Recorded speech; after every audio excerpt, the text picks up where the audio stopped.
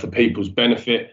Members are to note that their videos should be on at all times if possible, and put your microphone to mute unless you're speaking, just to avoid the feedback. That'd be great. In case of any technical problems, the meeting will be adjourned until resolved. And if any member loses connection, we'll try to adjourn to await reconnection. And if technical problems do persist, as always, the meeting is in quorum. We'll have to abandon the meeting for a later date. So if we can go straight into agenda item 1, which is attendance of reserved members. I've got an apologies from Councillor Antonio Weiss.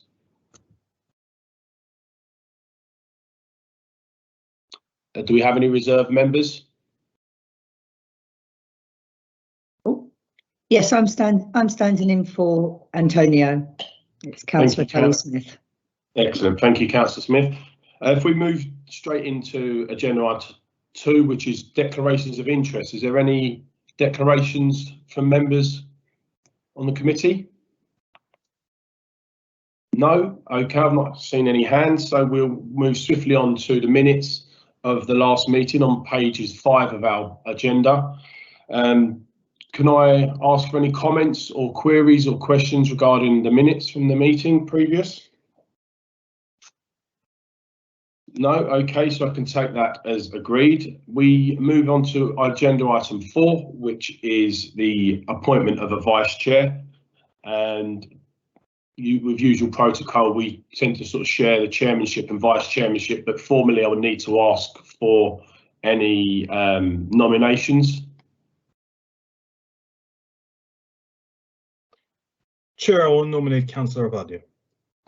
Okay, is that seconded? I wish to second that, please, Chair. Thank you, councillors. There's no other nominations, so Councillor Abadio is duly appointed as the vice chair for the upcoming municipal year. Agenda item 5 is public questions, of which I've been notified of none. And also moving on to agenda item 6, which is petitions. I haven't been notified of any, but do any members present wish to present any petitions? No? Okay, thank you. Again, moving swiftly on to agenda item 7, which is deputations, of which I have been notified of none. And also agenda item 8, which is references from council and other committees and panels to ourselves. And again, I have received none. So we move into our first agenda item, which is substantial item, should I say, which is item 9, which is an information report and change to evidence verification processes for housing benefit and council tax support from pages 13 in our agenda. I've been notified that Jenny will be presenting this, Jenny Townsley. Yes, thank you. Good evening, everybody. Thank you. So just to give hopefully a fairly quick overview of the report, it sets out that change was made to the verification requirements for housing benefit and council tax support with effect from the 1st of April 2021. The reasons for change were due to changes in service delivery and additional pressures on the benefits team as a result of the large increase in claims following COVID outbreak. So it is the face-to-face service in Access Harrow is no longer in a position to be able to take in original documents, so limiting the ability of people to provide originals. The barriers for people to use digital services which are beneficial to them are limited where we need original documents, which is the case or was the case for a number of aspects of the claim process. The cost of handling original documents is high because we have to be very careful about how we treat them and the return, ensuring they go to the correct addresses and so on. So there was a lot of double touching, which creates higher cost. And with the additional caseload, there was a risk that that could have increased substantially. So it's trying to offset that potential increase. Speed of processing, again, with the increase in caseload, we were at risk of not being able to continue to deliver to the level that we do. So by changing the verification requirements, it's eased some of the pressure on the service. There was concerns from the housing department that temporary accommodation was becoming increasingly difficult to verify housing benefit claims because of trying to get original documents from sometimes quite volatile households. And by not needing originals or finding evidence from other sources, it will ease that ability to get those benefit claims in payment and help to reduce some of the income loss and arrears on temporary accommodation for the council, as well as obviously benefiting those households. So as you can see, there's quite a number of reasons why we've had that change.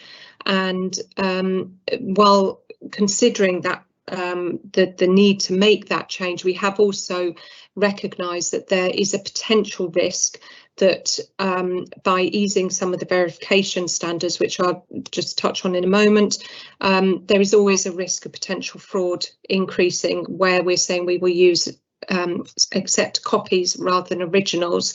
So that has been acknowledged and considered throughout the decision-making process. And again, I'll say a little bit more about the risks in a moment. So the options that we considered were stay as we are, which, given the points that I've just talked through, wasn't really a viable option without potentially additional funding being needed to maintain that level of delivery and to cover that additional verification that was needed for those additional claims. And we considered different scenarios of what we could do around the verification process, and possibly to have actually eased the verification further, but didn't want to allow for further fraud to be able to enter the system. So the table in Appendix B sets out the process pre-April, 1st of April, and the changed process. And just to summarise, the real changes are mainly for housing benefit rather than council tax support, and that those on means tested benefit in receipt of housing benefit, we will now use the DWP system as a form of verification. So if they're on a means tested benefit, then DWP will have carried out quite a rigorous verification process, and they have ongoing communications with the customer when they're working age through the work coach and so on. So the risk of fraud around ID is lower in those cases. We also increased the ID proof for council tax support, because when we reviewed the processes, we felt that actually there was a slight risk or greater risk there. So we actually raised that level of verification to original documents rather than copies for council tax support.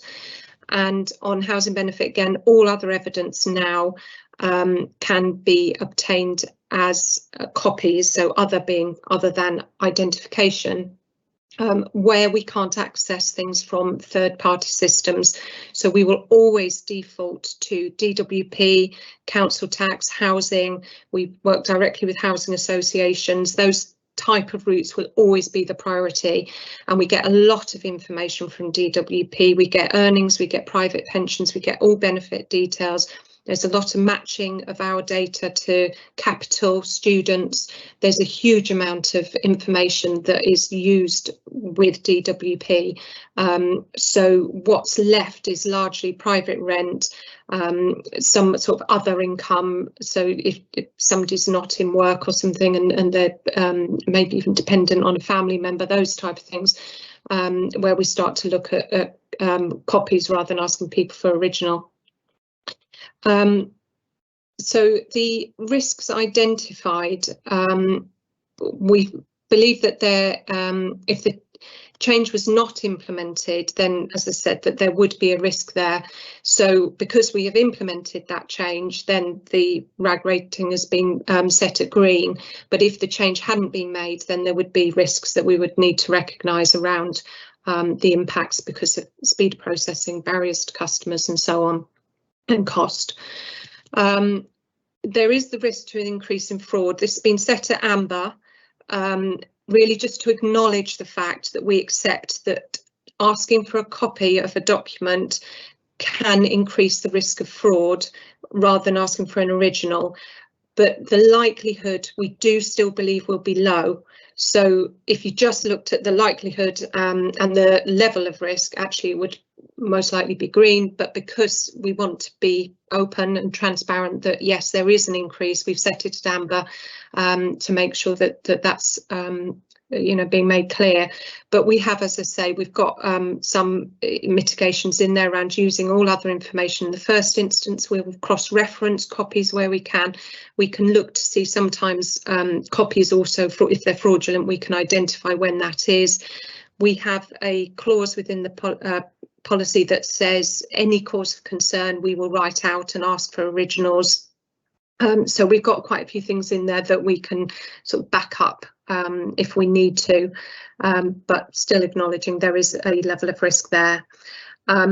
The final item on the risk was around the housing benefit subsidy claim. We claim over £100 million in housing benefit subsidy, and if we don't process housing benefit claims according to DWP standard, then we put that subsidy at risk. Legal have reviewed guidance and legislation and feel that the risk is low. Other authorities, we are aware that some other authorities do already accept copies for housing benefit and have seen no impact on their subsidy claim. And as part of the process that we're actually following uses the DWP's own verification processes, we would expect that to be a low risk as well. So just onto the EQIA, this is largely a beneficial change to residents, so we anticipate the impacts to be of benefit, and the groups that will benefit the most are going to be working age households who have an ongoing claim for housing benefit and are in work or self-employed, households with non-dependents, people in private sector accommodation, in supported accommodation or temporary accommodation, and also pensioners who are submitting to new claims for housing benefit or non-universal credit council tax support new claims. So that, Chair, summarises the report. Thank you for that, Jenny. Could I ask any members who have any questions to indicate, and as with usual protocol, if you could kindly announce which page you're potentially going to be asking a question from, which will allow us all to keep up. Councillor Benjamin.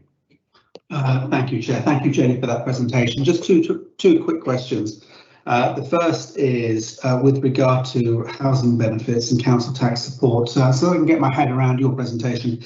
Am I correct in saying that you're accessing the DWP information system for both housing benefits and council tax support applications, or just for housing benefit applications? That's my first question. My second question is, it strikes me that you are accessing a lot of other private databases in addition to the DWP information systems, such as HMRC, Companies House, pension providers. Have you risk assessed any data protection issues that might engage when you access those other data resources? Thank you.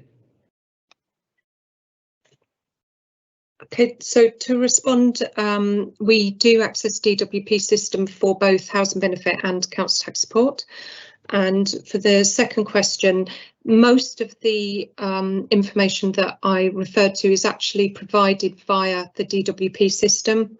So they have a channel through to provide HMRC information. So when I mentioned earnings, that actually comes through a system that DWP provide, and we sign a memorandum of understanding with them every year to ensure that the data is used only for the purposes that legislation allows and within the GDPR rules. Anything outside of that, we would always ensure that that information is used in an appropriate way, most of which we have access to already. It's not a new access, it's just ensuring that we are using those systems effectively to cross-reference.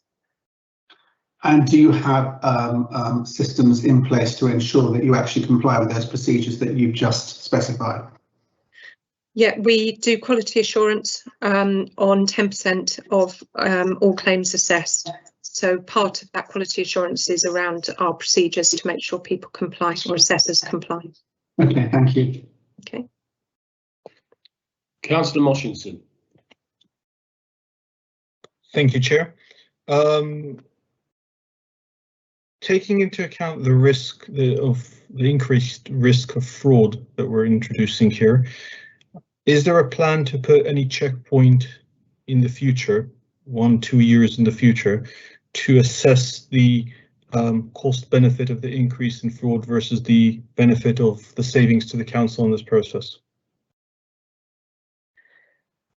So what we will do on a regular basis, most housing benefit fraud is now with DWP, and they actually investigate any fraud, and we will work with them to review all fraud on an ongoing basis to understand what the risks are to the system. So as part of that process that's already in place, yes, if we identified that actually originals or non-provision of original documents was resulting in fraud in any level, we would investigate to see what we could do to mitigate that.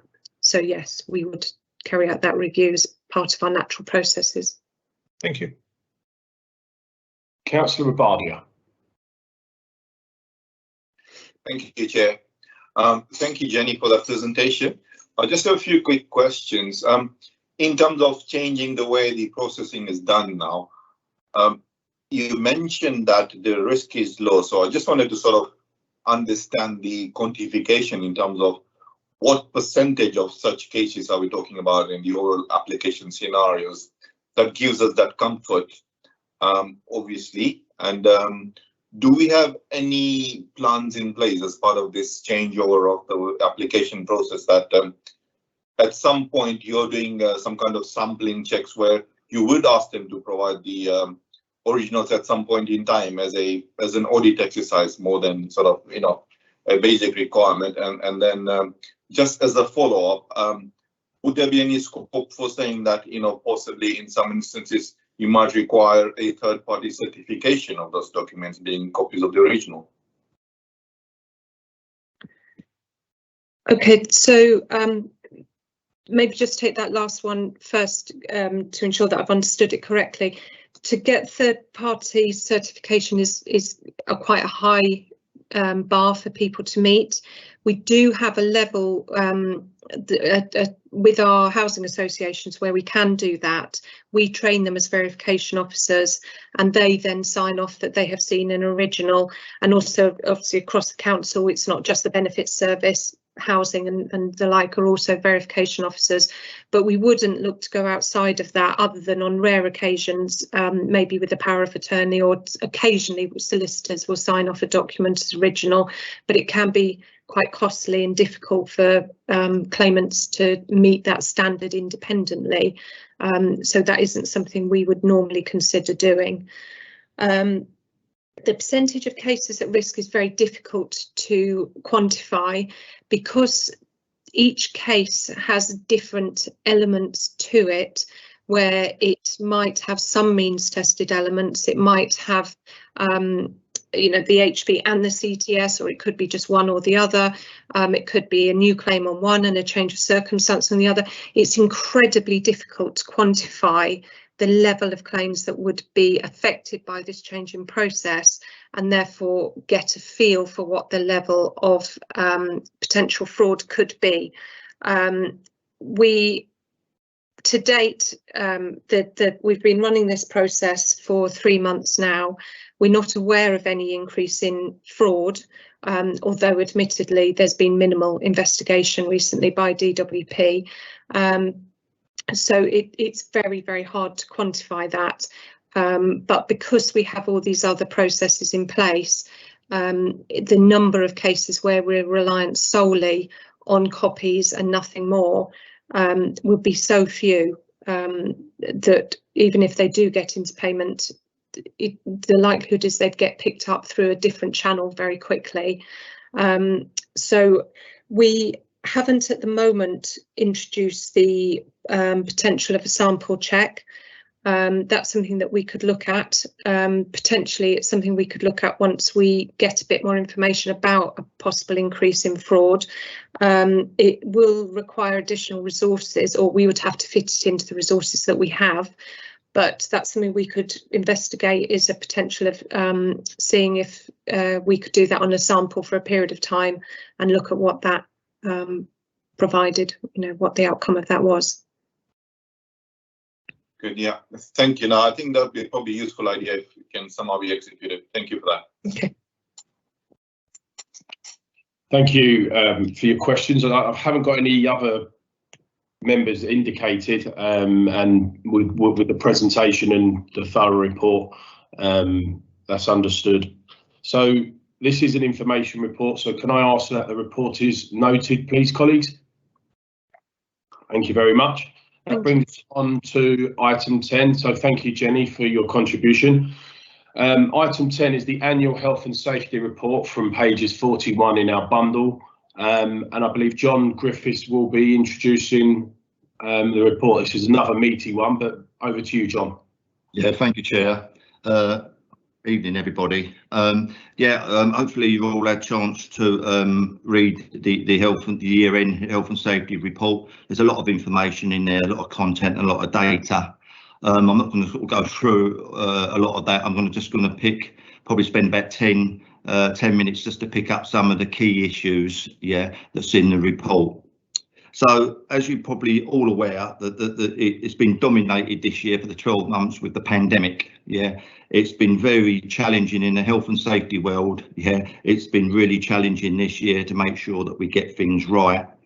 And with the majority of staff working from home, and also we had front-facing staff continuing to provide a service, their statutory obligations that they still had to do, and to make sure that our corporate buildings are COVID secure. So there was plenty of challenges on that. So with that in mind, I'm just going to talk a little bit about the risk assessments, what we've had to cover this year to make sure that we're legally compliant, the council's legally compliant. We've reviewed and we looked at over 223 building and operational risk assessments that's been developed, amended or been reviewed. 164 new risk assessments have been developed, and most of those new risk assessments was a requirement of the government about making sure that our corporate buildings were COVID secure. So there was 164 that we had to start from roughly March time, and even now we're still developing them as we go. Out of those 164, 370 odd risk assessments have been reviewed, and what I mean is that some of those risk assessments have been reviewed 17 times. Example would be the Civic Centre. So the Civic Centre, we were now on version 17. So you can imagine all the risk assessments, the 223 risk assessments. Some of them have been reviewed, as you say, half a dozen times. So there's been a lot of work these 12 months to get the risk assessments right. I just also want to just touch on the governance, the process on the sign off of the risk assessments. I think that's really important. All the building secure COVID-19 risk assessments was approved by Silver Group. All the risk assessments reviewed was by me. I looked through all the risk assessments. Once I was happy and working with the authors and the managers of those risk assessments, it then went on to the divisional director for their agreement to pass it on to Silver. Silver Group made the final decision on whether the services could open or not. So we had quite a robust process on that. Now, just on that, which I think it'd be good to get some feedback, is the HSE, the Health and Safety Executive, which, as you all know, are the forcing authority, have been doing some COVID-19 spot checks, not just in councils, but also private and public sector organisation as well. Well, we've had a number of visits, by the HSE. They've actually visited the Civic Centre. They've visited some of the children's centres, and very recently on the 4th of June, they went to Greenfield Library. And I just want to share with members some of the feedback that we got from the Health and Safety Executive, because it's quite important. The Health and Safety Executive asked really comprehensive questions about the risk assessment content and the process behind it. The HSE said they was very impressed with the council's approach, that we'd done everything in place, that we had everything that we put in place. The procedures in place was the most comprehensive that they've come across. So I think that is a great achievement. So it's been a real big challenge, yeah, for everybody to get risk assessments right legally, because we could be at risk if we got it wrong. And it was really complimentary that the HSE thought that our processes were robust, and they thought we were the best that they've come across. So I think it's worth mentioning. Moving on to other areas, agile working is really becoming key moving forward, and I think the pandemic has sort of moved that on a little bit, especially when we've had staff working from home, staff that are remote working, staff that are still working in an office environment. So what we've actually been working on for the last 12 months really is a DSC assessment. Not only does it meet our legal requirements, display screen equipment, for those that probably don't know what the terminology means, not only does it meet our legal requirement, but the staff wellbeing requirements, which is really key. The assessment will look at how to set up a workstation, laptop, chairs, tables, IT equipment, and the environment that they're working. It will give the competence of each staff member, no matter whether they're working from home, working remotely, working in an office, the competence to set up their workstation. But also what's really important, that we'll look at about reasonable adjustments, what's needed, yeah, so we can make sure that they're working in a healthy and a safe environment as well.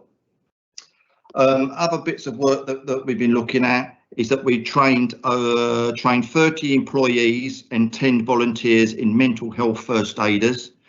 These will be called Wellbeing champions. So we've already got 40 people within the organisation that we'll look at as Wellbeing champions. We've also focused on the occupational health service that still continue to do the EAP, the Employee Assistance Programme. We've got the counselling, 365-day a year counselling service. We've got the 6 absence referrals, yeah, and they've also been doing the health surveillance, which is the Hep B vaccines that the frontline staff, especially in wage services, have been rolling out at this period of time. So it's been quite a challenging. For the buildings, looking at the new ways of working, agile working, fire marshals, first aiders, yeah, have been key to, and looked at the arrangements in place for that. We've looked at personal risk assessments. We've also looked at PEEPs, which is personal emergency evacuation plans for those people with disabilities, to make sure that we get people out safely. So there's been a big concentration on risk assessments, personal risk assessments, and the PEEPs. Moving on to the other key areas that you've probably been looking at is the accident statistics for this period. We've had 298 incidents reported on the system. 129 was employee related, 127 was pupils, and then there's a mixed bag of agency workers, contractors, other members of the public, which is volunteers, and service users, which is very small. I'll come a little bit back on the information on that in a minute. RIDDOR reportable. These RIDDOR reportable are the incidents that has to be legally reported to the HSE. There was only 15 this year, which has been a slight increase. Yeah, a slight increase.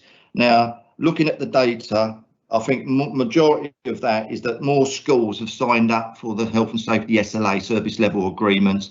Obviously signing up, they're going to be reporting more accidents and more injuries, which we want them to do. So that may be an increase. There's also been a slight increase in the lost time due to incidents. And again, looking at the information, there was 3 staff that had an incident that took over 30 days each. Them 3 people had 30 days, over 30 days each. So that may have done a bit of an increase in my, the lost days have increased slightly.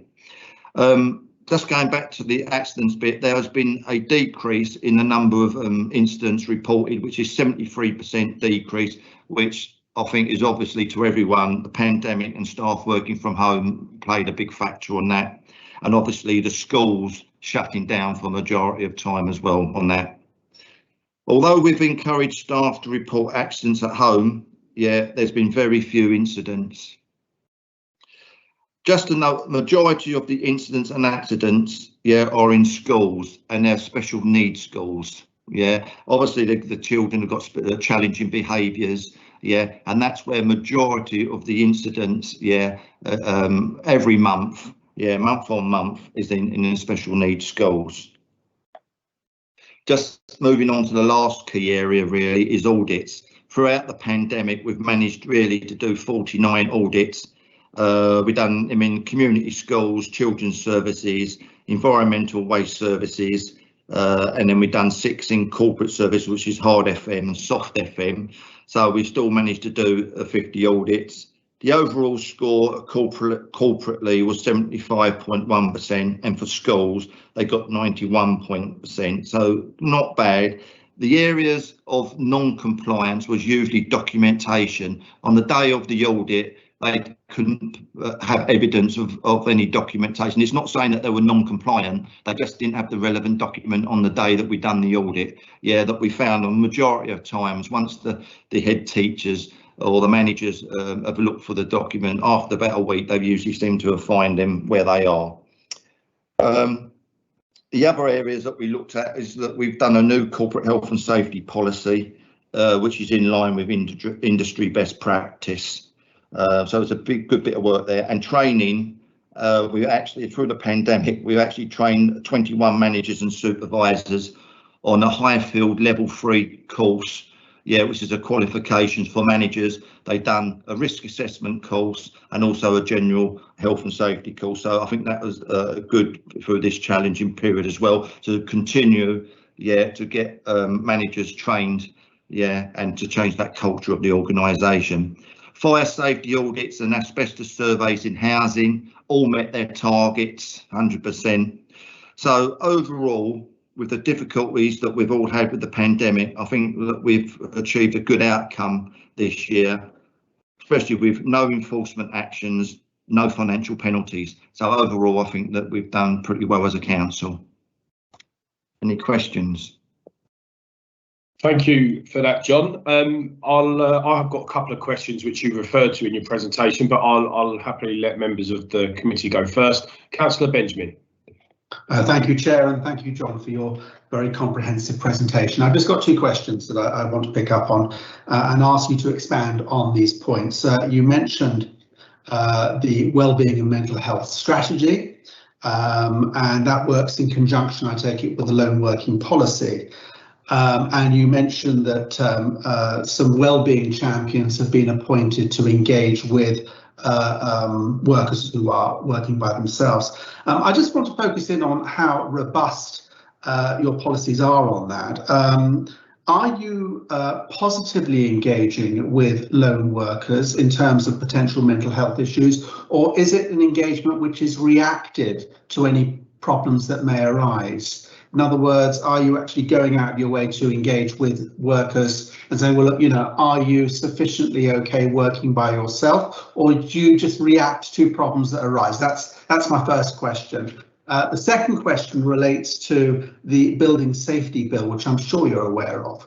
There's going to be some very significant changes coming down the pipeline with regard to the management of residential high-rise buildings. How are you preparing for that? And that's my questions. Thank you. Okay. The first question, good question. Let me talk about that sort of the lone working and the process behind it, to be honest with you. The lone working policy is that we've just reviewed the lone working policy, yeah, and basically what it's actually asking that every manager, yeah, who's got staff, the front facing staff, yeah, is that they carry out a risk assessment. Yeah, a detailed risk assessment on all their staff that are lone working. And from the risk assessment, yeah, from the risk assessment itself, it will identify, yeah, whether the front facing staff are at high risk, medium risk or low risk. If they're at high risk, yeah, the manager has got the option of getting a lone working device, yeah, which is sort of a real detailed Wi-Fi links to the police. It's quite a comprehensive sort of device, and they would use that device. If, for instance, they notice that it's not high risk, it's medium risk or low risk, then they can put other measures in place, whether they use the mobile phones, etc. So that engagement in the risk assessment will look at individuals and have that conversation whether that sort of their health, their well-being issues are taken into consideration. It's not just a one-off. It should be it's a work in progress. You know, it's something that's got to keep being reviewed. Yeah, and if they are using the lone working device, we obviously, the manager gets reports how many times they've used it. Yeah, they get the feedback on it. Yeah, so that it should be continuously being monitored and engaging with staff at all the time. So their well-being should be taken in part of that risk assessment, that engagement. Okay, because I raised that question for the simple reason, as I'm sure you're aware, there are going to be situations where staff are reluctant to come forward if they've got mental health issues. Some people just want to bury it, basically. What I'm getting at is what positive steps are being taken to engage with staff who have that potential problem at home. Yeah, there's. I think Tracy might be. She's put her hand up. Might be better to answer that. Okay. Thank you. We have had a very active promotion of mental health and wellbeing for staff in recent months, and the DSE risk assessment that John referred to will also apply to lone workers. And as part of that assessment, there is a specific there is a specific element that is focused on individual health and well-being. And Councillor Benjamin, to address your key point about staff being potentially reluctant to discuss or raise their concerns around their mental health well-being through their line managers, for example, the assessment allows staff to access support independently and confidentially, while we encourage staff to raise, to speak to their line managers where possible. We expressly say that if they feel unable to or reluctant to, this is where they can go for support, and they can access that outside of Harrow. Our employee assistance programme is independent and confidential of the council, or they can go via HR to seek support. And for example, if we feel that there's a need for more kind of crisis intervention, we have a process for doing that. And I should also say that our mental health first aiders, the 40 staff that John referred to, have been trained formally in mental health first aid and also suicide prevention. So again, we're trying to raise awareness in the organisation and to make sure that staff can access support from colleagues who are trained to signpost them to the right support. Okay, Councillor, I'll answer your second question. Obviously, the fallout from Grenfell, the government, as you're probably aware, is looking at this certain role, going forward, on a building manager, or a person responsible for those buildings. And there's a lot of debate still going on is about the person and what qualifications do these people need.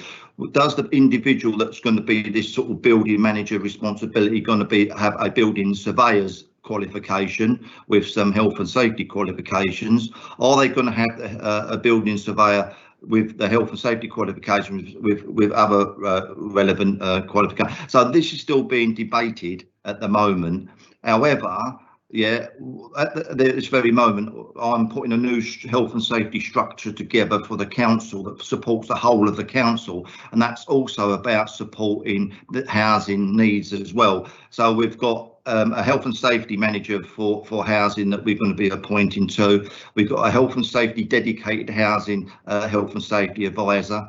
We will have a fire advisor for housing and an asbestos surveyor for housing as well. So we're looking at getting a sustainable health and safety team together as we speak.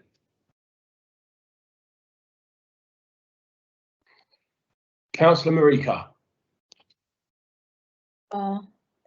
Thank you, John. Very good explanation. I'm really impressed. I was Thank very you. happy the way you were speaking about the safety of the community. Very well. I just want an explanation on the page 47 to 20, number 220, because I can't open my other laptop to see the fire risk assessment were completed. Just an explanation on those numbers. I'm not getting it very clear to my head. Is it the housing fire? Is it the housing fire risk? The fire risk assessment were completed.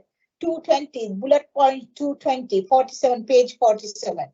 Yeah, on the housing fire risk assessments, it was 100% completed, and what the program work is, it's prioritised throughout the year. Yeah, and then we would look at the high risk areas of our corporate buildings, our housing stock. Yeah, and they would carry out detailed type 1 fire risk assessments on that building. Medium rise and low rise, yeah, again, there's a program, a schedule, yeah, every year of fire risk assessments, yeah, and they will make sure that they go through that program of work, and every year there's a legal requirement that all the fire risk assessments, yeah, have been reviewed or looked at for each one of the housing stock. Thank you. Thank you so much, Chair. Councillor Abadia. Thank you, Chair. Thank you, John, for your presentation. Thank you. Very detailed and well understood. Thank you for that. I'll just be very brief. In terms of the results and analysis you presented to us, so one of the things I noticed, there is no comparative sort of numbers or, reference point. So I just wanted to get the feel for how does it stack up with sort of, previous. I know it'll be a bit difficult to compare because it's very different here. So I just wanted to get a feel for that. And my second question was that, were there any financial repercussions in terms of the incidents? Because we don't normally necessarily get to know that, but were there any, or, what was the amounts involved in, total terms?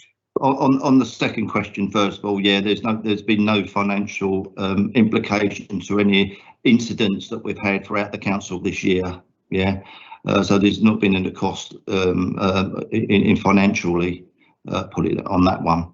On the first question on the stats, what I usually do, and you may have saw the report from last year, is that I usually do a 3-year comparison, yeah, on where we are. But due to the pandemic, yeah, we were in a totally different environment this year with people working from home. Yeah, so it was very hard to do like for like comparisons this year due to the pandemic. So yes, I usually do 3-year statistics on benchmarking to where we are. But obviously, as you probably be aware, that it's been with people working from home, schools shutting down. Yeah, there's obviously, it's very hard to do like for like from year on year on.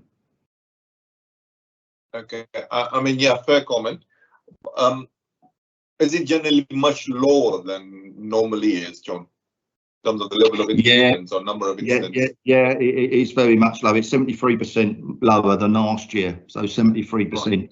So we are much lower, and as I sort of suggested, it is that a lot of staff were working from home. I think we had 75% of staff working from home. Yeah, and obviously, but over that period of time, we've had a lot of schools. Obviously, the schools have shut down, and the majority of the incidents come from schools. Thank you. You're welcome. Councillor Moshinson to finish, and then myself. Just a very quick one with regards to the incidents that we record, and given that a large number of staff was working from home, do these include accidents that happen in that setting or just in council facilities? No.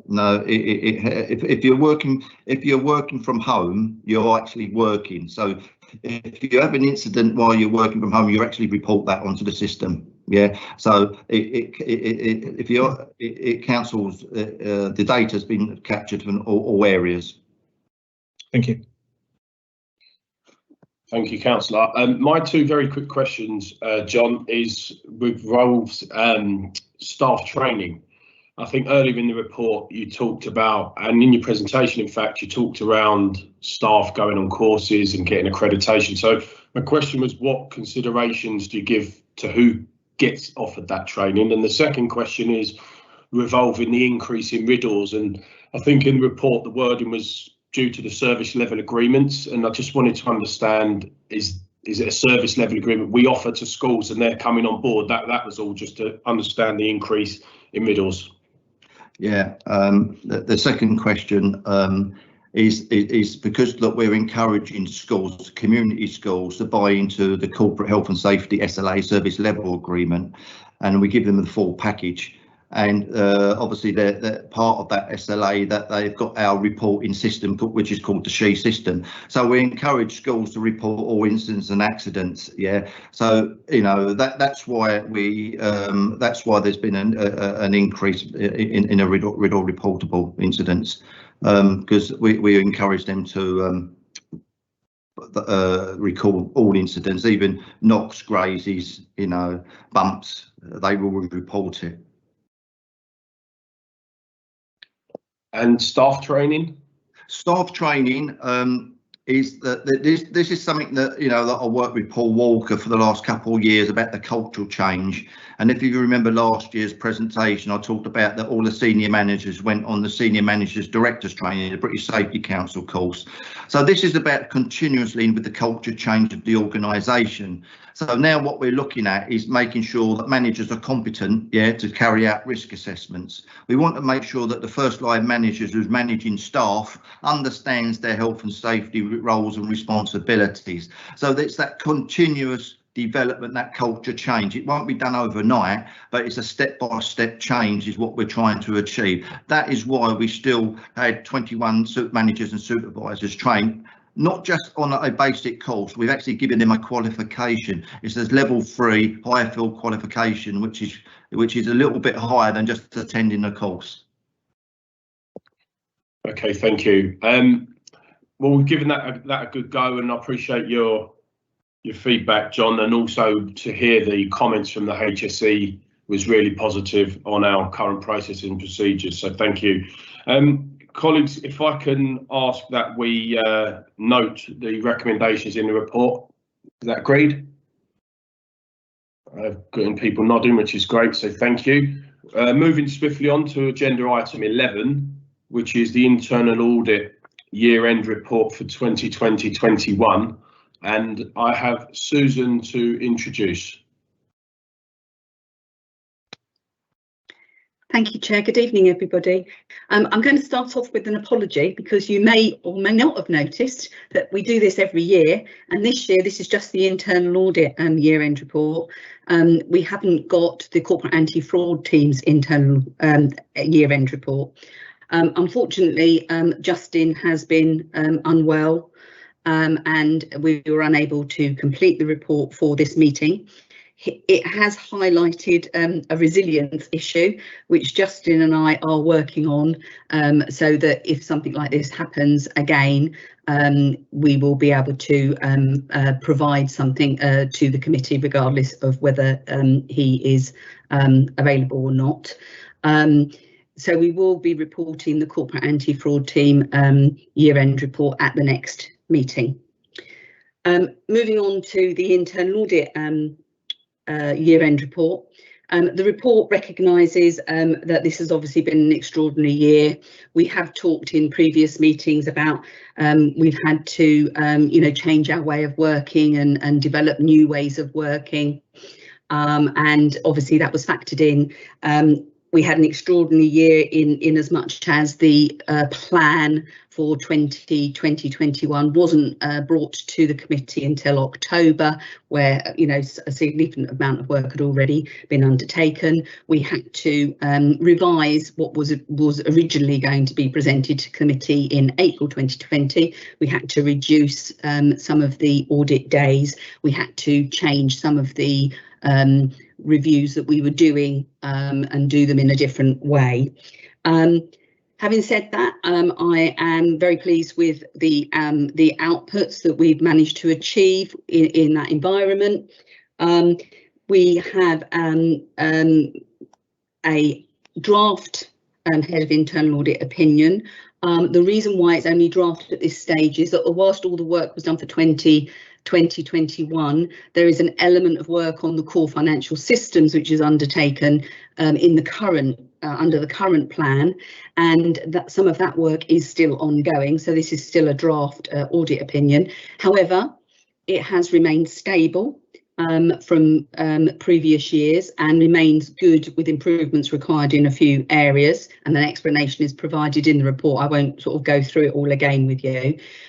However, I did, in reading the report tonight, have noticed an error. So again, I apologise for this.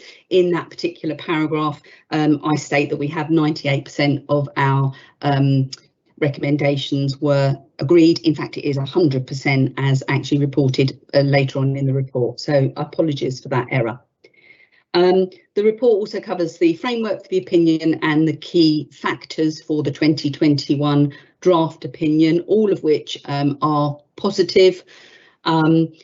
We cover the summary of outputs, which again, I think, given the circumstances, remain quite extensive.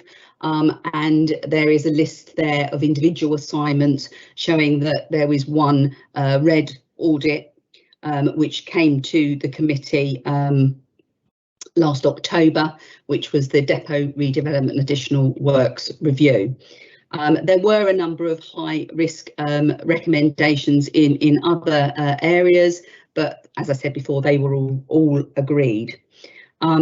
There's also elements in the report about other audit work, and you will see that there's been significant changes with the risk management in terms of from a governance point of view, and this actually came out of the Depot review and has proved to be quite successful in a sign-off process for cabinet decision reports, making sure that there is a greater consistency and level of detail on the risks associated with these decisions being taken. That has proved to be successful, and actually in April 2021 was extended to other decision reports for other committees. There is another section that talks about follow-up work. The direction of assurance travel also remains, is an improvement, a slight improvement, but there's still an improvement. So that is positive. And in terms of performance of the internal audit service, we have achieved the majority of our performance indicators. The one that has not been met is follow-up undertaking of red and amber assurance reports, and that's because there were two reports that needed to be followed up, one from the previous year's plan and one from this year's plan, which was the Depot, which is still ongoing, and that is purely the problem with that was a capacity issue on my part. But the work that has been done has shown that there's been positive steps taken in the implementation of the recommendations of that report. Happy to take any questions. Thank you for that, Susan, and as you say, it is a broadly positive report, and your explanation with regards to Justin's area of fraud and discussing that next time is welcome as well. So any questions from members of the committee? I've got no indication at the moment. Councillor Marika. Thank you, Susan. Page number 150. Could you just explain about the major projects, redevelopment, additional work? It is red. Any reason? Yes, it was a red audit report, Councillor, that actually came to the committee last October. So has it improved now? Well, so that the follow-up of work of that is still ongoing, but there's been a lot of positive actions already taken. Yes. Thank you so much. Thank you. Thank you, Chair. Councillor Bardia. Thank you, Chair. Susan, yeah, thank you for your report, and I hope Justin's getting better. In a way, I think it's a blessing because I think the agenda is very overloaded anyway. So I think in a way, it's better to consider that next time anyway, just as a, better way of focusing. Just coming back to your report today, as always, it's extensive, very, so yeah, well done to you and your team. Just a quick question, because yes, obviously we've got one red item lingering still, and I know you said all the recommendations have been agreed. My main sort of transferring these learnings is to saying, in terms of the governance issue, have all these been translated to the way we do everything? Because it's, bigger projects coming on board. Yeah. So how is that translated in terms of the learning from there? Are they in place? What's happening to that? Yes, Councillor. Yes, the recommendations of that report were actually much broader than just the depot project. So basically, there are a number of recommendations that are being implemented, like the issues around risk management in decision-making reports, for example, which goes across the whole council and improves the governance of the whole council. The other thing is, because as you know, regeneration is coming up and we've got the HSDP, and I have actually been engaged with advising on the governance for the HSDP, and that is a direct result of what's gone on at the depot. So I think that there has been quite a number of areas that have been improved as a result of that right across the council. Just following on from that, sort of, yes, it's useful insight in terms of that. Now, the bigger issue that I am finding, having followed the whole process of the regeneration and HSDP and accommodation and everything, is this disconnect. The disconnect being that at a point in time, the responsibilities and execution of the projects is moving into sort of a joint venture, which is outside, well, direct control of the council, because it's going to be an own legal entity. Now, the question we're really trying to kind of probe and connect, which we haven't found the answer, and if you can help maybe, is how exactly is this helping, apart from executing the strategy right now? How else can we actually have, oversight in terms of governance over the whole project? Because this project is very long, probably over a decade long. So what exactly is the mechanism to say there is proper governance overview by GARMS or any function of the council? So no, you're quite right, and I think that this is this is huge.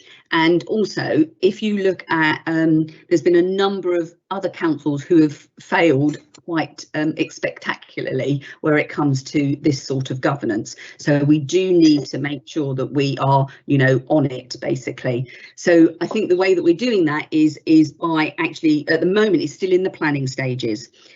So they're developing the governance arrangements, and we have got, if you remember, something in the audit plan for this year to actually review those arrangements. So whilst I've actually been giving them some advice on what those arrangements should look like, we've also got something in the audit plan to actually review them when they're actually up and running, because sometimes things look absolutely fantastic on paper and in theory, but when you get to how they're working in practice, it doesn't work as well. So we have got that. We've also done a piece of work which feeds into the annual governance statement, actually, around the lessons to be learned from the Croydon experience and what went wrong there. And we've actually mapped what we are doing at Harrow compared to what was happening at Croydon, and again to make sure that we are picking up those lessons and making sure that we are feeding those into the governance that we're going to be putting into place. We're also doing another piece of work that I think is going to be useful for the governance review, sorry, something just smashed in my garden. Sorry, another piece of work that is going to be useful is around the financial management code, the SIP for financial management code. And again, there's a lot of governance issues in that and about how we manage things. So I think a number of different aspects and things that we're doing are going to make sure that we keep on track, but we do have to be vigilant, and we do have to make sure that we are monitoring what is happening and making sure that we are getting the right information being fed back to the council.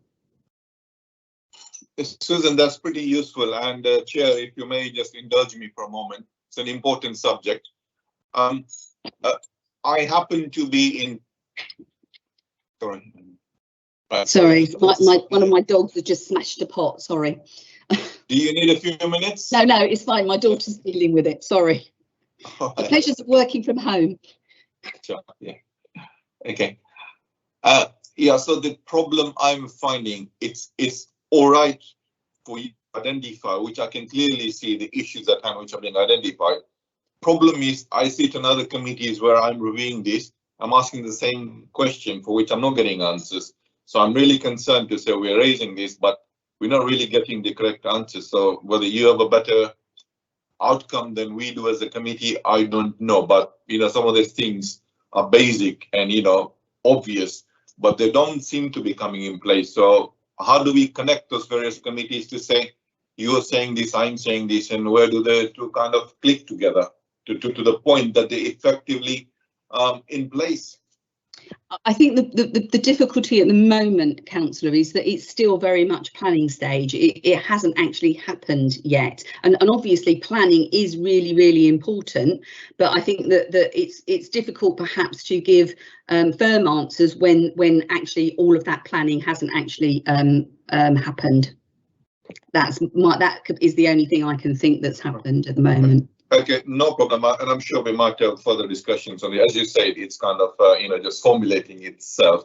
Yes. My final question around this subject is sort of, do we have any other experience to compare to? Sort of, we've had projects along, the Gayton Road and all that stuff. So, I mean, what are the learnings or sort of comparisons we can bring into to say, that's readily available? We have an experience. This went right, this went wrong, because I don't recollect seeing any reports around that in this committee. No, you haven't seen any reports from us on that, although we have done a review of Gayton Road, and it is actually included in here. Sorry, if I can find it. No, not Gayton Road, Grange Farm.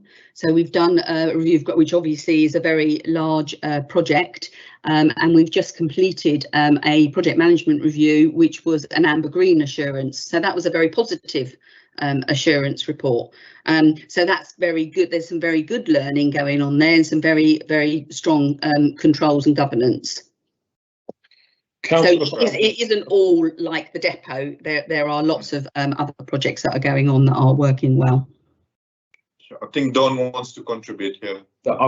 Before we go to Dawn, I was going to just ask you, Councillor Abadi, you said you wasn't getting answers to questions. What is the specific question you've been asking? Just because you've mentioned that was all. Yeah, sure. I'm happy to share that, Chair. So effectively, we've been looking at the business plan. I think it might be mentioned somewhere else in this report, if I'm not wrong. So, for example, we have found lots of, which I think the gaps in terms of information provided to the committee around the business plan, financials, assumptions, and so on and so forth.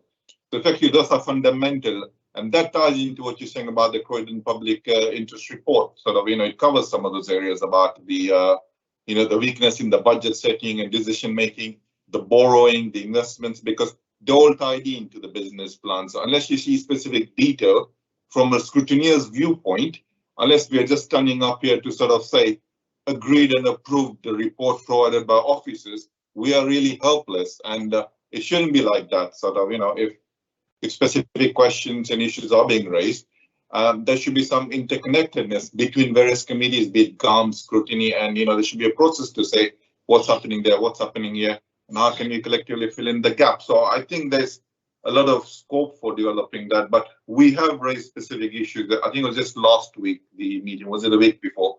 So we worked on some of the recommendations. How many have actually been forwarded to cabinet? I have no idea because we left it to the chair and the vice chair. I haven't seen it, but I mean, I alone had a list of 10 or 12 items which I thought were not satisfied properly from a basic viewpoint. Okay, thank you. Over to Dawn, and then we'll move on. Thank you, Chair. I just thought it would be helpful if I could just respond to a couple of a few points. I think just to give the committee some assurance is that the scrutiny process will continue through the HSDP process, so there will be regular scrutiny by over that process as it continues. Obviously, as Susan said, it's at the early planning stages, so this will be formalised, but that is going to happen. We are also looking at what the role of, and I think it does refer to it in the HSDP report, what the role of the GAMS committee will be during this process. And Susan and I have got time booked out over summer to start looking at how we can bring company information to this committee. So, for example, the HSDP LLP will be a company, which the council will be a 50% partner in, and we're looking at how that information can be brought to this committee.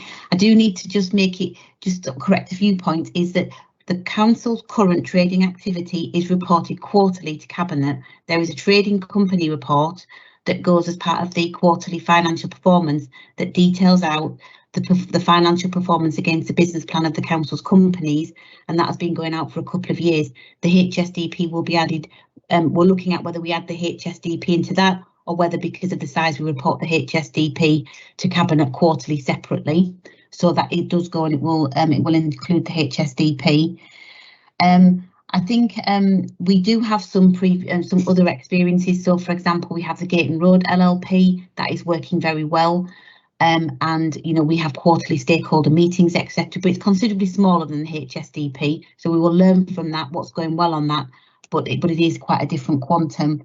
And I think in terms of your last questions about the questions that you raised, you did raise 4 questions, Councillor Rabadia, after the scrutiny process, and I have actually seen them, so I'm providing responses to you. But I do think just to say on the financial, I do think to say that no finances has been provided I don't believe is correct.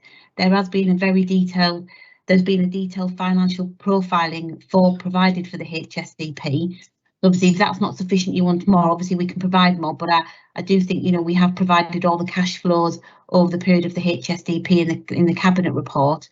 Obviously, if you'd like to see more, that's absolutely fine. But just to say to the committee that has been provided in terms of investments we have to put in, interest, dividend, etc., and land values that we will get out. So thank you, Chair.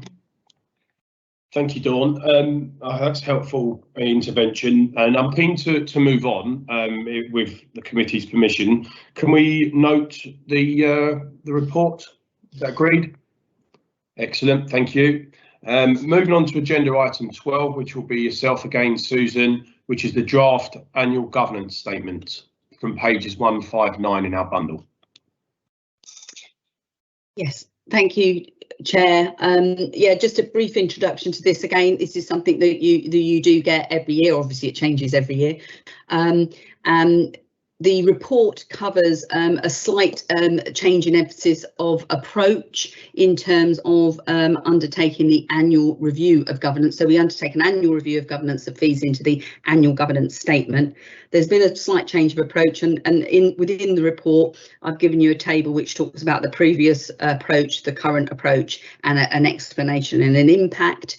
I actually think that with the number of deep dives that we're doing, that it is actually going to concentrate us on some of the higher risk areas that the council are undertaking, and I think therefore this is going to be more robust, if anything, than what we've done before, because what we've tended to do is year on year perhaps just check on what I'd call the basic governance processes, and we are fairly confident that they are in place, and this actually takes it to a slightly different level, and hopefully it will be we'll get a much better output because of that. The draft annual governance statement, it has already been agreed with the leader and with the chief exec. They are happy with it as it is at the moment, but as I said, there's still work that is outstanding that will be continuing over the next couple of months before the final comes to you. But I'm quite happy if anybody's got any comments or any questions to take those from you. Thank you, Susan. I'll open it up to members. Does anyone have any particular questions? Councillor Bardia. Thank you, Chair. So Susan, the question I have, sort of, you could help, but I think this is something that I am now repeating. So Chair, if you recall, I think, well, I have, and on behalf of the committee, I would say requested that, you know, this committee has sight of the full financial trading statement for all the holding companies or subsidiaries we have, which are listed on page 177. So I think it's nearly 3 years since we made the first request, so we still haven't got anything. So I would like to know why we're not receiving this, you know, despite asking several times. And on the same line, I think, for example, in terms of other subsidiaries where we don't have 100% ownership or 50%, like the Caton Road LLP, it's not listed here. So I would have thought it should be listed here in terms of the trading structures, because effectively it shouldn't be missed out in terms of you know, overview in this committee. So I don't know what your thoughts are on that, Susan. And I'd also like to know, Chair, where do we go from here in terms of making this repeated request? So I think, well, at this point, we're probably looking at 4 years worth of full financial statements for this listed and the ones that are not on this list. Dawn might want to come in. I think it's Dawn. Yeah, because this request, the follow-up to this is often sits with Dawn. So do you want to come in, Dawn, just respond to Councillor Bardia's particular point? The accounts, we do include the summary of the details in the quarterly cabinet report. The information is available on Companies House because they're companies, so anybody can get access to it. I mean, what I will do is, I'll request the companies, I'll request the accounts from the companies, and I can send it on to Councillor Abada or the entire committee. But the summary information is available on Companies House because they're companies. Yeah, sorry, Dawn. I mean, I don't want to keep repeating myself. So I agree with what you're saying, and I've clearly said before, yes, these are included on a quarterly basis in the cabinet papers. I don't disagree with that. That's correct. It's a snippet of you know, what people like to know in terms of the you know, the basic surplus deficit, for argument's sake. I don't deny that. The Companies House readily avails this information. I don't deny that.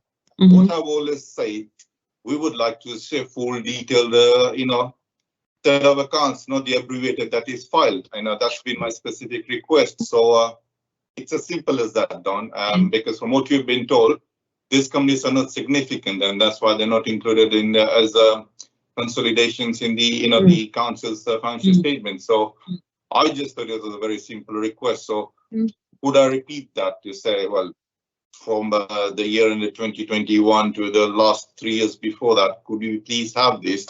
And the other question still remains unanswered in terms of the other entities that we don't own 100% but 50%. Should they not be on this list to say these other trading companies, and what information, if any, does get reported to GAMS from there?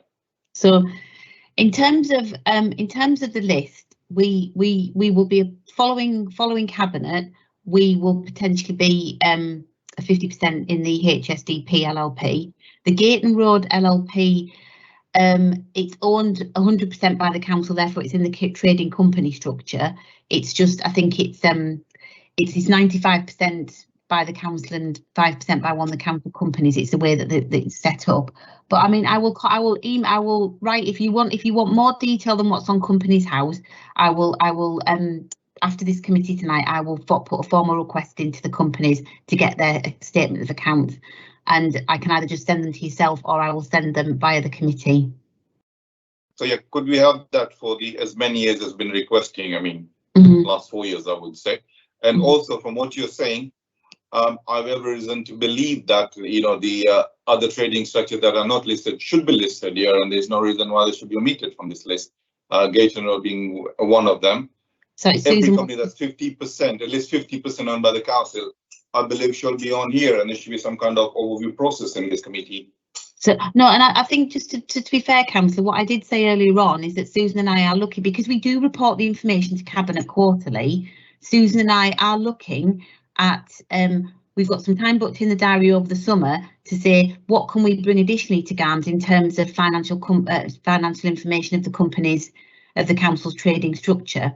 So we are looking at that, but you know the information is reported to Cabinet. But I will request the detailed and I will request the accounts for you. Please. Thank and you. as far as what's on the list, Councillor, yes, Gayton Road should be there. I don't know why it isn't, to be honest. I think it's in doing the drafts. I think it somehow got missed off, so I do apologise, but it should be there and it will be there for the final. Okay, Charlie Stewart, and then we'll move on. Thank you, Chair. Can I just say I totally understand what the councillor is trying to get to. However, that will be a considerable amount of work for a lot of officers to actually pull together. I'm not saying that we shouldn't do it, but can I just ask, if that is to be so, can it be a formal request from the committee rather than just one member of the committee? And Chair, I'd be grateful if you could actually therefore have that minuted. Then we will then act upon it. It would be also useful to understand when you talk about detail, what sort of detail you're after. There are many different types of details that we can do. Sorry, can I just add, I think I understand it's just a statement of accounts that the companies have to produce, Charlie, so they're already done. Okay. So yeah, sorry, I mean, let's not confuse the matter. Can I be precise? So I'm just saying, company prepares a full set of accounts, which it submits to the HMRC for corporation tax.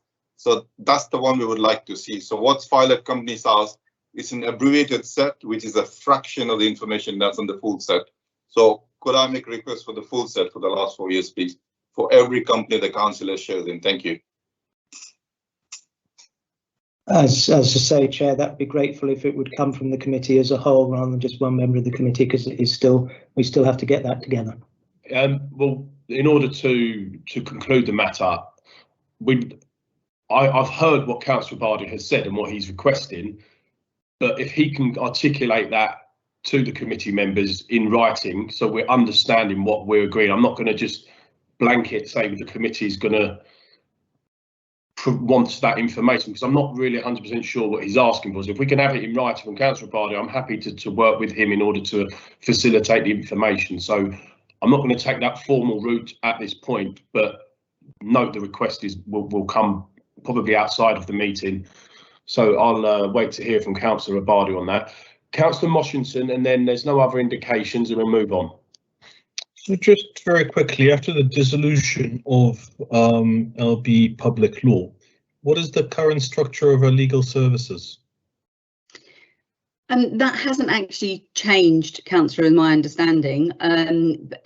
It was a mechanism to enable a certain work to be undertaken, which couldn't be undertaken as part of a local authority. But actually, it has turned out that there was very, very limited use made of that. But the actual structure is still the same in that it's a shared service and Harrow are a lead. So that hasn't changed at all. So, just from my understanding, when there was a limited company there, the employees of that company were all employed by said company. And have we now taken all this stuff into the council payroll? There weren't huge amounts of staff, no, that were employed through the company. They were all employed via Harrow Council, as they are now. They weren't employed through the company. I struggle to understand how we provided services in that structure, but I won't go into it. It was very, very limited. I think that's why. So you had Hugh and the head of legal services, who were directors of that company, and therefore that was all. because the work was very limited. The little staff that was employed by that company, have we now adopted that into the council? Sorry, you said there was little staff that was employed. No, they were directors of the company. There weren't actually, as my understanding is, there weren't any actual members of staff who were employed by that legal entity. They're all employed by Harrow Council. Dawn, over to you. Yeah, thank you, Chair. I was just going to confirm that there were no staff employed by that company. Like Susan said, it was just there was a couple of directors of the company. Hence, when that company was wound down for the reasons that Susan explained, there was no staff to transfer back into the council. Okay, Charlie, did you want to follow up, or was you kind of cover the same point as Dawn there? Same point, but also to say, Chair, if it helps, the monitoring officer has been asked that question before. I think it was either in scrutiny, it may well have been here, and has answered it. We can dig out that answer for you and provide that in writing to the committee as well. I'd be very happy with that, and if you could include the expenses that LB Public Law incurred in it during its lifetime, I'd be very much appreciate that as well, to know how much it cost the council. Okay, thank you. Let's move on then with the recommendations. Can we note the report, please? Thank you. We now move on to our supplemental agenda, which is 13A and 13B. So if we could start with 13A, which is the information report, the external audit plans. I've got a number of people who may wish to contribute to the introduction. Dawn, do you want to kick us off, or will we go straight to Lucy, or how do you want to do this, Dawn? Thank you, Chair. If it's okay with the committee, I'm perfectly happy to just hand over to Lucy. Thank you. Lucy, over to you and any of your team to introduce the report.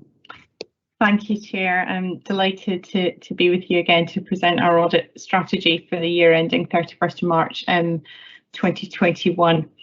I think it's probably best that I kick off to address the significant delay to the completion of the 2019-20 audit. To give you the background, the senior manager on the audit left Mazar at the end of December amid significant performance concerns. As I came to complete the file in early 2021, those concerns were founded, and it's taken a significant amount of my time and effort to get the audit file to the point that it would withstand scrutiny. So that's why it's taken such a long time, and I do apologise for the length of time it's taken. It was a significant amount of time. In response to this, we have a new senior manager in post who's working with me, and Stuart is on the call. So we're working together. We've recruited heavily into the team in London, and we've restructured how that team works and how the audit work will be completed. And we have started our audit work for 2021 and are working closely with the finance team. So I just really wanted to kind of give you that background. If I jump you to page 11 of the supplemental pack, which is page 4 of our report, that sets out our responsibilities as your auditor, which are unchanged from prior years. On page 16, we have set out the expected timeline for the audit, which has us reporting in December. As a result of COVID-19, the ongoing kind of what we're calling long COVID in the audit, and the recognised fragility in the local audit market as set out in the Redmond review, the suggested timeline for completion of local audits is 30th of September, with accounts to be published by the 1st of August. So we recognise that given we've only just signed the opinion for 1920, that 30th September is too tight a call. Given what we have to do, the level of work we need to do around the audit, and an increased amount of work on value for money, which I will come back to. So we're therefore proposing that we'll come back to GARMS in December with our completion report, and we will be significantly complete at that point. If that is to change, I will be in contact with the committee. So the things I need to tell you about are the significant risks And those are the significant risks of material misstatement. They're not like the risks on the risk register that Susan will take you through later in the meeting. So we have 4 significant risks, much the same as in prior years. So the first risk is the presumed risk of management override. It's not saying that we think there's something in particular at Harrow, but this is a presumed risk on all audits performed under international standards in auditing.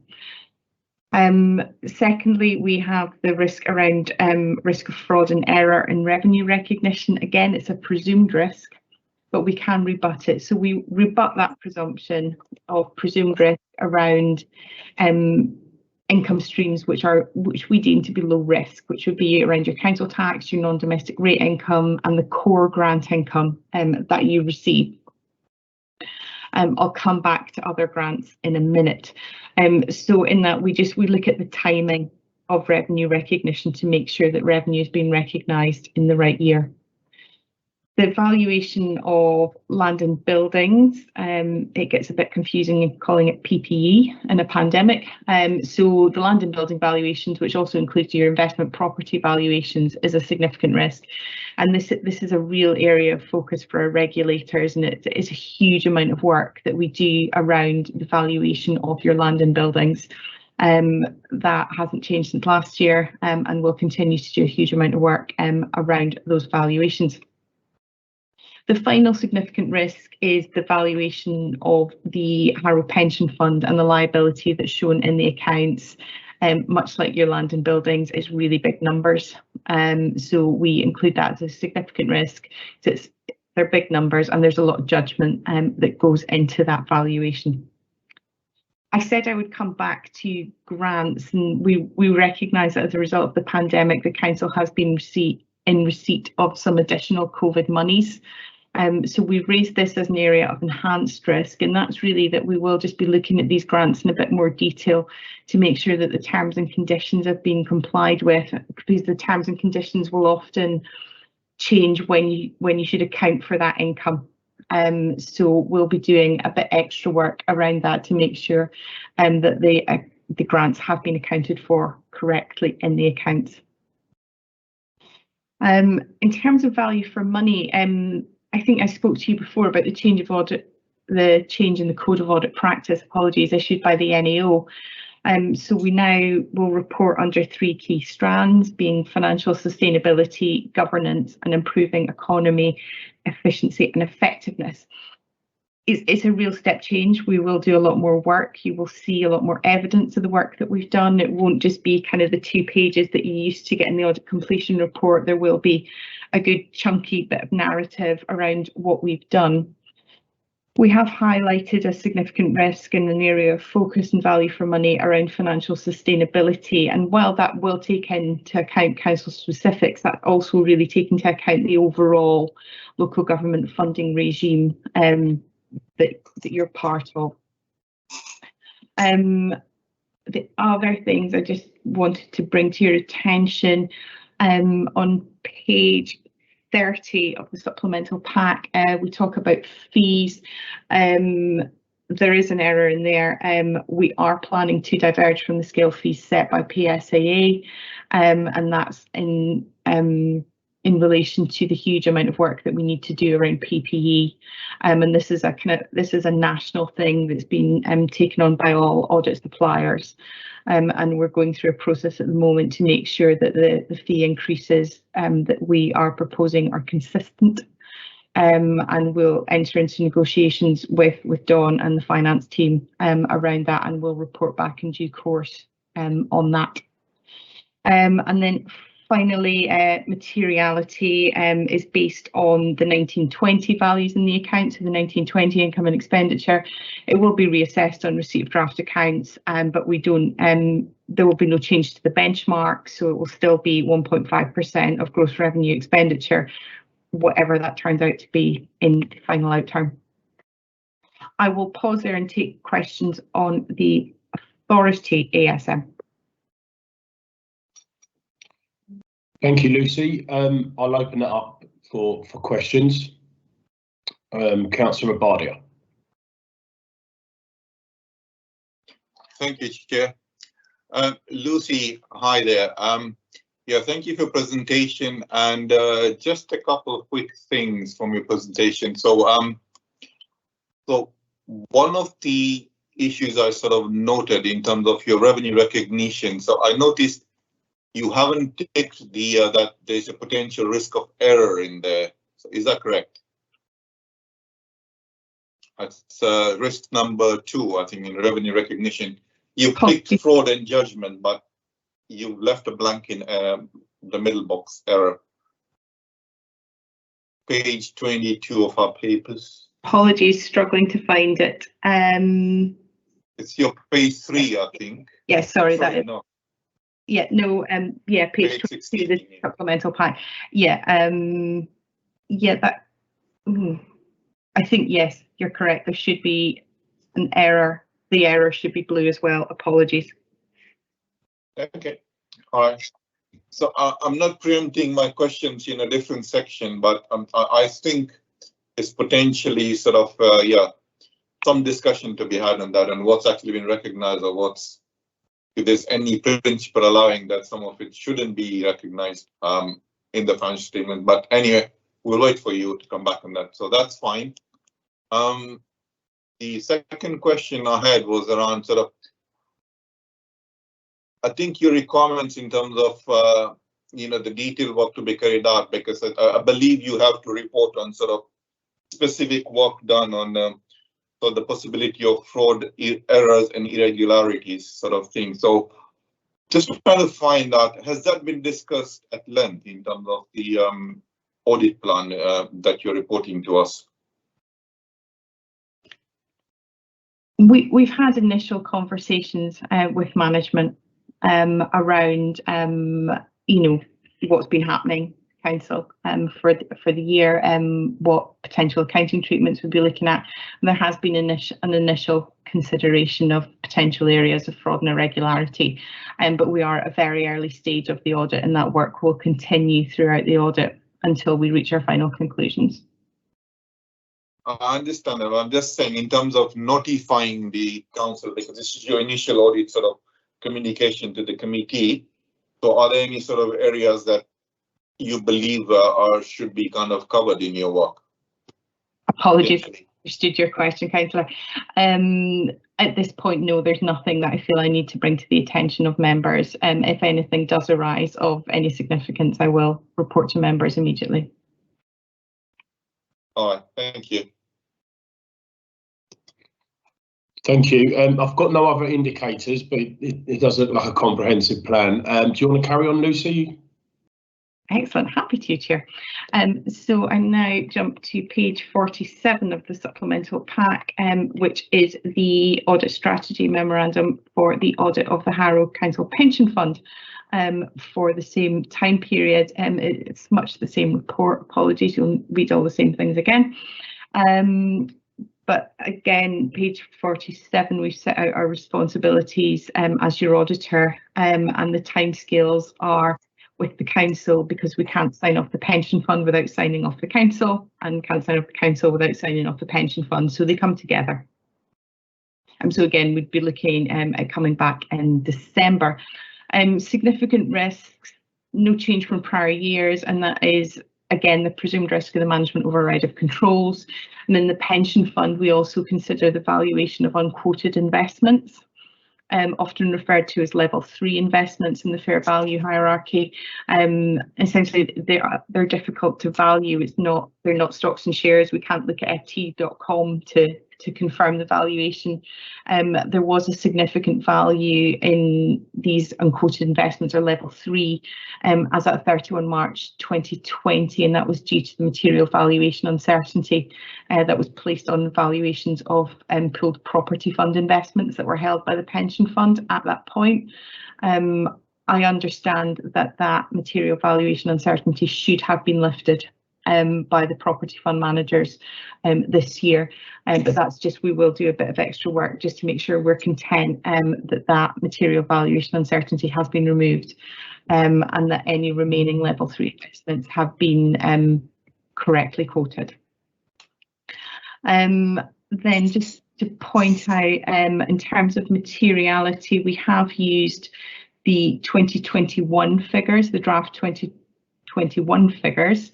It's really difficult to say that year, because we were aware there was quite a big movement in the net assets held by the fund from the 31st of March 20 to 31st of March 2021. So we have used a higher figure, but we haven't changed the benchmark that we used in prior year. That's really all I have to say on the pension funds. I'm happy to take any questions. Thank you. Does anyone have any particular questions on the pension element? It's pretty similar in the approach to the first part of the agenda item. We don't look like we've got any follow-up questions to that, Lucy. So, Councillor Bardia. Yeah, just a quick question, Lucy. In terms of the pension scheme, I know this is the pension scheme audit, but in the previous point, I think in terms of risks, you had laid out the pension, I think, as a risk area. So just, you know, having jumped a step ahead in terms of having had a look at the financial statements, obviously you're going by what the actuarial report says, sort of thing. So it's just understanding, you know, because most of the reliance would be placed on that, I presume, in terms of your work. So what other work do you then do on that? Well, what is literally an expert report, so to speak? So in terms of the actuarial report, a central report is done by PwC on behalf of the NAO, who look at all actuaries and the assumptions that all actuaries have used. So we follow up any recommendations from that to make sure that the assumptions that Hymans Robertson have used are those in line with what PwC think they should be using, and it's in line with all other actuaries that are valuing LGPS. We do that, we carry out detailed review of the work and make sure that all the numbers that the actuary was given are correct. So we reference that back to council records. And we confirm that the actuary is qualified as well. So we do quite a bit of work around the actuarial valuation. I think that was a question. Yeah, thank you. Thank you, Lucy. Much appreciated. So, colleagues, can we note the report? Is that agreed? Thank you very much. We move on to our final item before our part 2 item, which is the draft statement of account. I believe this will be yourself, Dawn, that'll introduce this. Yes, thank you, Chair. I mean, as the report suggests, these are the draft statement of accounts for financial year 2020-21. So these accounts, so there are the statement of accounts and there are the pension fund accounts. These accounts are now, in terms of process, these accounts are now on the website as part of the public consultation process. And if I recall correctly, this ends around about the end of July. And I don't think today we have received any questions, but that's not unusual. So rather than take it, I think it's probably better, Chair, if we just open up for any questions. Yeah, no, that's fine. It's quite a detailed report anyway. So I'll ask members, who's anyone wish to come in and ask any questions on the draft statement? No, it looks like no one's got any particular questions. As I say, it's quite robust in its content anyway. So, seeing as there's no one in so Chair, I do have questions. So we're talking about 13B, yeah, the financial statements themselves, yeah? Yes. So I've just got a kind of few key questions. So I think it's something probably that I probably mentioned before. So I think one of the things in terms of just coming back to this pension bit. So I noticed one is there's some financial movement of 258 million, which has not been explained. So have you got any information on that at the moment? If it's okay with yourself, Chair, I've got the officers on this call that that have more involved detail in these accounts. If I could call them in, so I've got my pension fund manager, Jeremy. Jeremy, can you come on? Yeah. Yeah. Is that okay with you, Chair? Perfectly fine. Lovely. Thank you, Chair. Thank you. Can you answer that? Can you respond to that, Jeremy? Yeah, I'm just. Can you point to me to where the 258 million is in the draft accounts, Councillor Abadia, just to make sure I'm answering the question that I think I'm answering. Of course, Jeremy. So what I did was I was on the balance sheet, and I didn't note down the numbers, sorry. So I was on the balance sheet, look at the liability side, it said 500 and something million. Then I went to the corresponding note, I think it was 32 point something, this, because I couldn't mark this on the machine I was using in terms of that. So 1 second, I'll just do a quick search, sorry. Yeah, I think it's 55.38.5. That's it. Right, so 5.38.3 on page 145, Jeremy. So, yeah. Because effectively the problem I had was that last year it ended at the opening balance of that.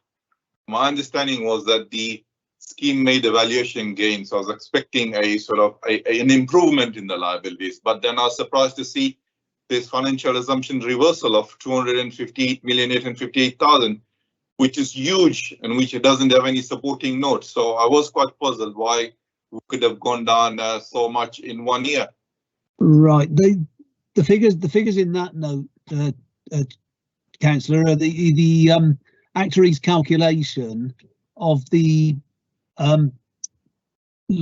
pension fund pensions liability for the London Borough of Harrow as an employer. So that's about 80% of the total of the Harrow pension fund in very round figures. And what that calculation of the pension liabilities is made on something called an IAS 19 basis, which is essentially it's a basis that's set out in the accounting and auditing standard, and it's produced for accounting purposes, but essentially it provides a more conservative valuation of the liabilities than the one that we would use for setting employer contributions, which are done for the whole pension fund as a whole in the triennial valuation.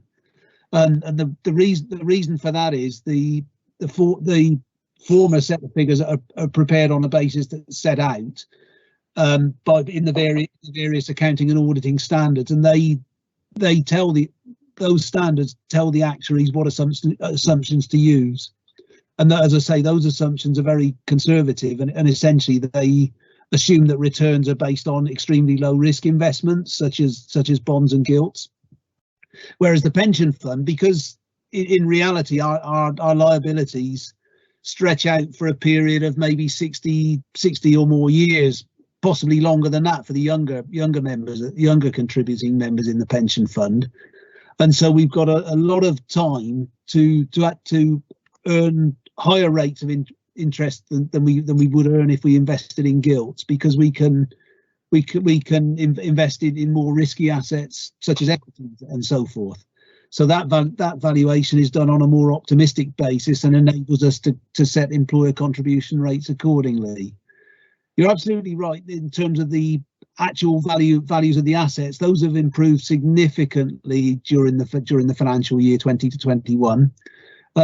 One reason for that is that, of course, last year's accounts of the 31st of March were prepared almost immediately after the global lockdowns started to happen, and so they were about a week after the lowest point of the stock markets.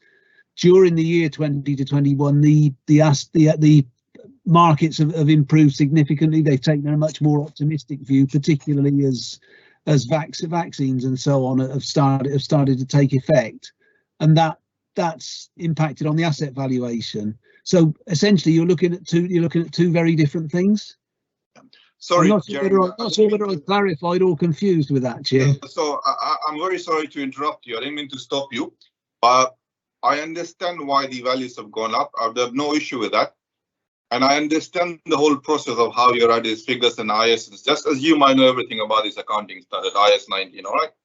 My question is one and one only. The financial assumptions of 258,858,000 is huge. There is no assumption I can think of that gives you that much swing in 1 year, which was 87,709 last year positive to 258,858 negative.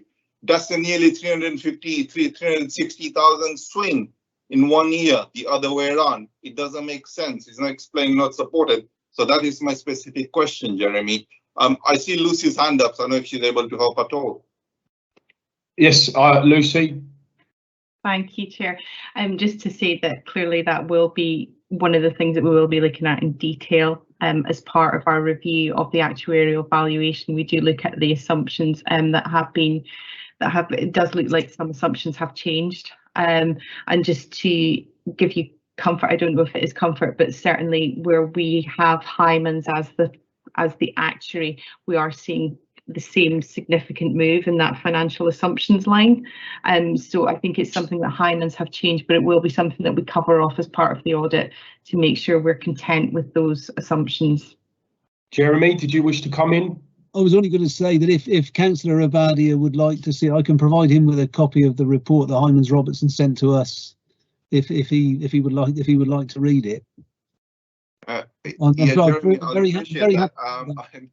Yeah, it's just the main concern was that that's a big swing. So if we can find a way of understanding that, will be very useful, because I think by any standards, for me, that's the biggest number in these financial statements, which is the other way around from what we would expect. So I think that is one of the most significant numbers I've noticed in these financial statements. And on the same line, I know you're trying to explain the different ways of presenting this, because just to summarize, Jeremy, looking at the pension scheme accounts and what they tell us, the story they tell us in terms of the liabilities and the council's sort of responsibilities in the pension, gives me a different story to the financial statement of the council, because the pension scheme account seems to say things have improved, and the financial statements in the council, the liabilities line says things have worsened. So how do we reconcile that in simple terms?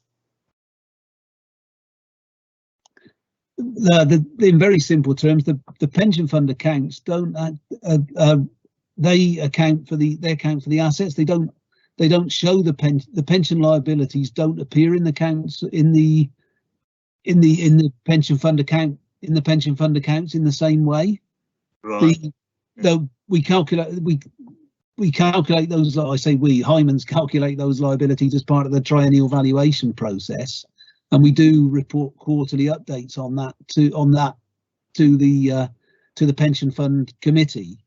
But that's essentially why the picture is different, because one's looking at the assets, the other is looking at the overall pension positions for Harrow as an employer. All right. Okay. All right. So I think I understand that. What's the extra addition that we have been making now after the triennial valuation? Extra charge that we've been paying to do catch up with that liability annually. Do you know that figure? It's about 7 million a year in very round figures. Mm-hmm. All right. Thank you. Chair, does anyone else have questions? I've got a few more. You've got the floor, Councillor Abadia, so you can carry on. Okay, thank you. So if I may just sort of see, Councillor Marek is finding that funny. I'm not sure why, but I'm sure so. The chair. Right. In terms of the just coming back to the results, Dawn. So I think one of the things, just looking at the scenario of the usable results, because my understanding is usable results should really be sitting there on the basis that we can call up the results and immediately liquidate them. Because when I looked at the current assets related to that, or current assets overall in the financial statements, they're much lesser than the actual usable results, which we're kind of declaring on the financial statement. So there's a mismatch, and it's not a small mismatch. So do we have a way of understanding this better? Because to me it seems those results shouldn't be there, because they're not. You cannot liquidate them because you don't have the corresponding current assets to sort of cover that. Paul, is Thomas on? Because can we get Thomas on to respond to that? Because it's about how we classify the reserves, isn't it? Hi, Thomas. Yes, I'm here. Thank you. Yes, thinking about the difference between available cash and available reserves, it's likely that a lot of the council's cash is invested in, for example, the capital programme. I'd have to have a close look at the cash situation and try and see if I could reconcile it in some way. I don't think I could answer that question now. Yes, Thomas. So because I say this on the basis, if you committed it to capital, then you cannot obviously release it because it's spent. Reserve means that if you've earmarked, you've got dedicated allocation to that reserve, it means you can pull it out from somewhere and, utilize that. So that's not what I'm understanding. So I'm a bit baffled to say, how could we possibly have that reserve there? Because it's not usable if you're saying it's already allocated to a capital asset. For example, if you look at the allocation in the earmarked reserves are usable, so there's not enough current assets to release that ever. I think it's not that the money is immediately available, it's that the money is available to be spent in a certain way. So the reserves can be spent for the purposes of funding revenue expenditure. Can I just check, Thomas, are we classing the usable reserves as things like our PFI, etc.? PFI reserves would be one of the reserves, yes. There'd be earmarked reserves, various usable capital reserves. Mm. Okay, Councillor Rabadi, did you conclude your questions, or did you have a follow-up?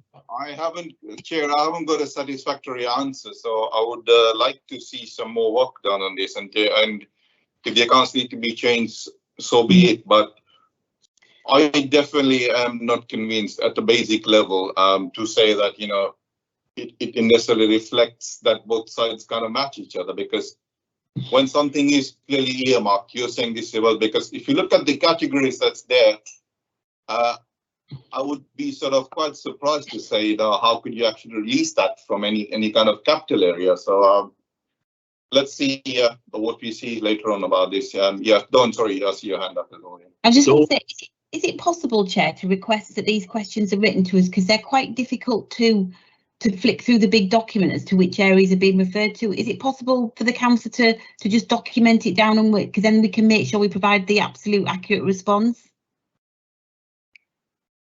Yes, well, Councillor Rabadi, it can be something that could be taken away from the meeting and between yourselves follow up. That's perfectly fine. Okay. The councillor is entitled to his view and is not satisfied with the response, so maybe that might be a way of getting some satisfaction back. But it is only a report to note, so it isn't anything that we can formally request or recommend. But I'll leave that with you, Dawn. Yeah. Okay. Thank you. Councillor Rabadi, was you finished, or did you want to? Did you have any more questions? I haven't finished, but I'm just sort of concerned that if I'm lost between saying this is only a report to note. So do I ask questions or not? And then if I'm asking questions and if the answers are not available, we can't go behind. So is it better if I just drop my questions to you by email, because these are substantial documents? I didn't realize there were 500 pages to do any justice to this. So if you're not expecting questions, then they should be dealt separately. But I get the gist of what you're all saying, and I will email those to you. Thank you. Yeah, just to follow up, the reason for saying that this is a report to note is just the formalities of it. There isn't anything we can particularly do as a recommendation from the committee if you're unhappy with the answers you're getting by way of a committee approach. All we can do is ask and ensure Dawn and her team follow up and give you the information in order to satisfy yourself as a committee member that what you're asking is the information is made available moving forward. So you've agreed to follow up with Dawn outside of the meeting. Happy if you want to copy me in, I can track that as well. Okay, looks like we've concluded that item then, but is formally it is a report to note, and so can we formally note the report? Yeah, agreed. Okay, thank you. We now move on to a part 2 item, but before we do that, if I can ask our IT support to ensure that the record